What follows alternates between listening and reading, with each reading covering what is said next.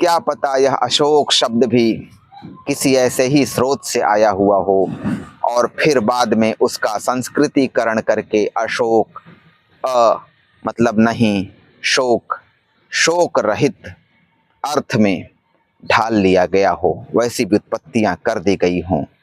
जैसे कि हिमालय की 5 सर्वोच्च चोटियों में से एक कंचनजंगा कहते हैं और हम शायद यह समझते हैं कि यह संस्कृत का शब्द है। कंचन मतलब सोना और जंघा सोने की जंघा वाला पर्वत।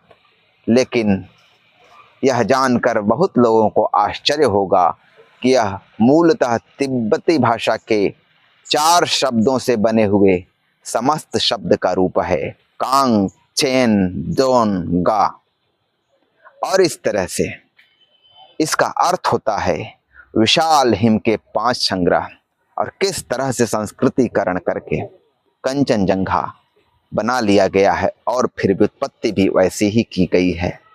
इसी तरह से प्रसिद्ध भाषा विज्ञानी सुनीति कुमार चटर्जी ने अपनी एक पुस्तक में लिखा है कि सिंदूर शब्द भी मूल रूप से चीनी स्रोत से आया हुआ शब्द है, बाद में उसका संस्कृतिकरण किया गया।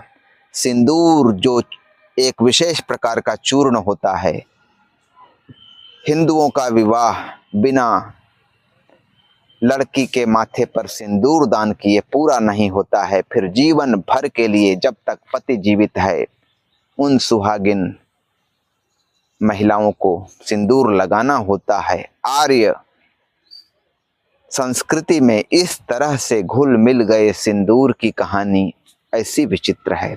आचार्य द्विवेदी ने भी सिंदूर को नाग जाति की देन कहा है।